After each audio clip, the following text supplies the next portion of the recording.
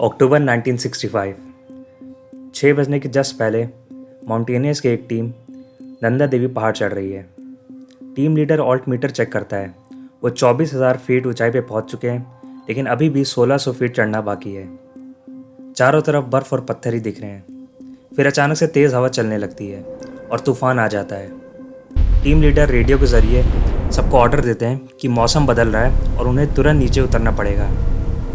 लेकिन वो एक बहुत ज़रूरी चीज़ ले जा रहे हैं, एक ऐसी चीज़ जिसको वो यूं ही नहीं छोड़ सकते। 56 किलोग्राम का न्यूक्लियर स्पाइन डिवाइस, जिसमें प्लूटोनियम 238 रेडियो एक्टिव मटेरियल भरा पड़ा था। टीम लीडर तुरंत फैसला लेते हैं। वो डिवाइस को बर्फ़ में गाड़ के रस्से से बांध देंगे और लोकेशन को मार्क करके नीचे उतरना शुरू करते हैं। लेकिन जब वो अगले स्प्रिंग के मौसम में वापस इस पहाड़ पे आते हैं तो ये न्यूक्लियर डिवाइस वहाँ से गायब हो चुका था। नंदा देवी इंडिया की दूसरी सबसे ऊंची पहाड़ है और हिंदू धर्म में इसे पवित्र पहाड़ों में से एक माना जाता है, क्योंकि गंगा नदी इसमें से बहती है जो करोड़ों इंडियंस को पानी पहुंचाती है। लेकिन CIA के लिए ये एक बड़ी फेलियर वाली जगह बन चुकी है। 1965 के एक सीक्रेट ऑपरेशन में इन्होंने इस न्यूक्लियर डिवाइस को इसी नंदा देवी पहाड़ में खो दिया था, जो कि आज के टाइम तक नंदा देवी की ग्लेशियर में दबा हुआ है। ये है नंदा देवी का पहाड़, उत्तराखंड में। इंडिया की दूसरी सबसे ऊंची पहाड़ है।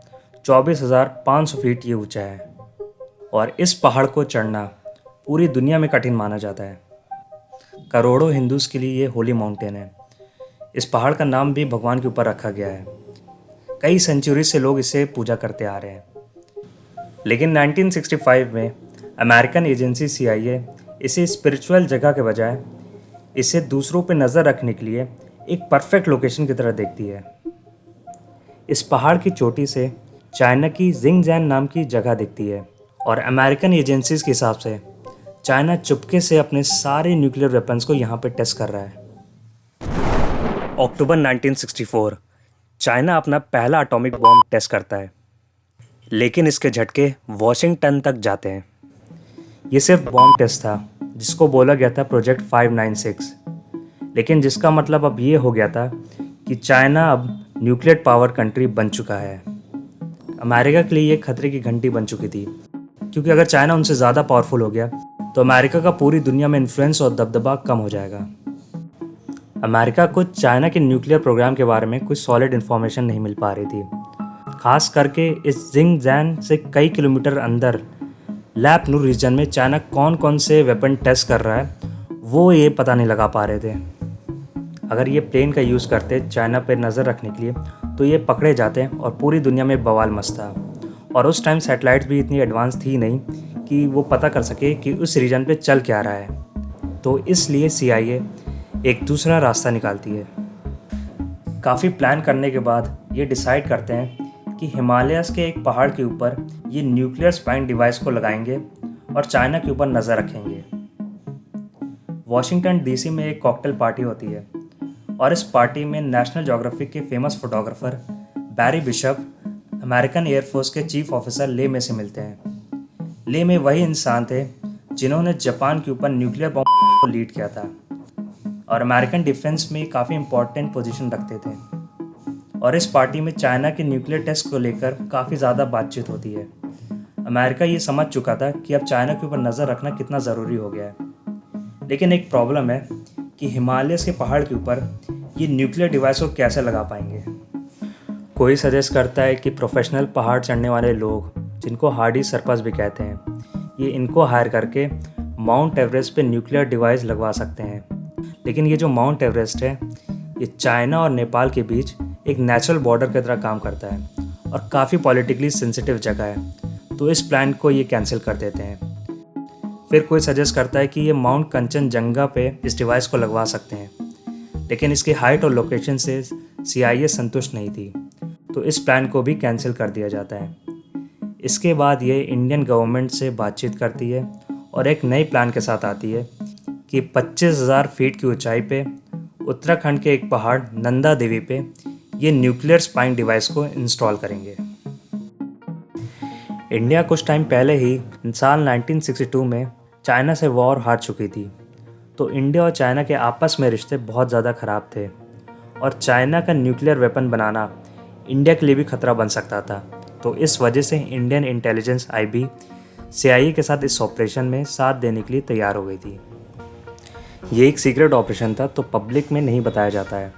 और जिस डिवाइस को लगाने की यहाँ पे बात हो रही है उसका नाम था स्नैप 19C जनरेटर।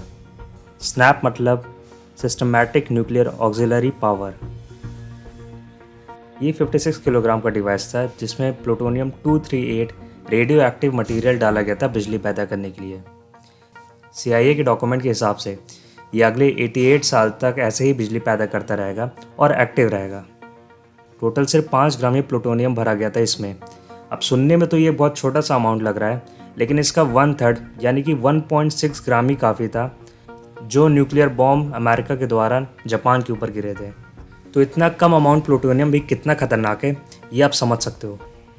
पहाड़ पे चलने वाले प्रोफेशनल को हायर किया जाता है और इस मिशन का नाम पड़ता है ऑपरेशन हैट। इंडियन टीम को लीड कर रहे थे कैप्टन मनमोहन सिंह कोहली। वहीं दूसरी तरफ अमेरिका को लीड कर रहे थे कैप्टन बिल नेफ। ये पहले भी माउंट एवरेस्ट चढ़ चुके थे। इसके अलावा 14 शर्पास यानी कि प्रोफेशनल पहाड़ चढ़ने वाले को हायर किया जाता है, लेकिन इन्हें ये नहीं बताया जाता है कि ये न्यूक्लियर मटेरियल लेके जा रहे हैं। तो सारा लगेज, एंटीनास, ट्रांजिस्टर ये शर्पास उठाते हैं। दुनिया से छुपाने के लिए साइंटिफिक क्लाइंबिंग मिशन का नाम देते हैं। फर्जी डॉक्यूमेंट्स, पहचान पत्र और झूठी कहानियाँ तैयार की गई ताकि किसी को ना पता चले। और अक्टूबर 1965 में टीम पहाड़ चढ़ना शुरू करती है। नंदा देवी पहाड़ सिर्फ अपने हाइट के लिए नहीं बल्कि ख़राब मौसम के लिए भी बहुत ज़्यादा फेमस है। पूरी टीम पहाड़ चढ़ना शुरू करती है और लगातार 2 दिन चलने के बाद ये कैंप 4 नाम की लोकेशन में पहुंचते हैं। अभी तक वो 24,000 फीट चढ़ चुके थे, लेकिन पूरी टीम बुरी तरीके से थक चुकी थी। 1600 फीट की ऊंचाई अभी भी चढ़नी बाकी थी कि तभी अचानक से तेज़ हवा चलने लगी और तूफान शुरू हो गया। चारों तरफ अंधेरा छा गया। कैप्टन मनमोहन को टीम लीडर होने के नाते डिसीजन लेना था कि यहाँ से आगे चढ़े या फिर नीचे उतरे, क्योंकि सबकी जान दांव पे लगी थी। तो ये टीम को ऑर्डर करते हैं कि इमरजेंसी की वजह से ये यहाँ से ही नीचे उतरना शुरू करेंगे और इस न्यूक्लियर डिवाइस को ये बर्फ़ के ऊपर रखते हैं, कील लगाते हैं और चट्टान के ज़रिए रस्सी से बांध देते हैं और फिर यहाँ से ये नीचे उतरना शुरू कर देते हैं। इससे ये सारी टीम के मेंबर तो बच जाते हैं, लेकिन अगले साल स्प्रिंग के मौसम में जब ये वापस से पहाड़ के ऊपर आते हैं तो ये न्यूक्लियर डिवाइस वहाँ से गायब हो चुका था। कई सर्च मिशन शुरू होते हैं, लेकिन इन्हें कुछ भी नहीं मिलता है। अमेरिकन और इंडियन गवर्नमेंट के लिए ये खतरे की घंटी बन गई थी, क्योंकि क्या पता ये डिवाइस टूट के कहीं गिर गया हो और गलत हाथों में ना पहुँच गया हो। क्या पता है इसमें से प्लूटोनियम जो रेडियो एक्टिव मटीरियल है वो लीक होकर गंगा नदी में ना मिल गया हो। CIA के इस फेलियर के बाद साल 1967 में ये फिर से इंडियन इंटेलिजेंस के साथ इस मिशन को शुरू करते हैं और इस बार ये थोड़े कम हाइट वाले पहाड़ नंदा कोट नाम की एक जगह पे जो 22,000 फीट पे थी उस पर ये न्यूक्लियर डिवाइस को सक्सेसफुली इंस्टॉल कर देते हैं। ये डिवाइस कई महीनों तक काम करता रहता है और इससे कंफर्म हो गया कि चाइना अभी तक लॉन्ग रेंज न्यूक्लियर बॉम्ब नहीं बना पाया है।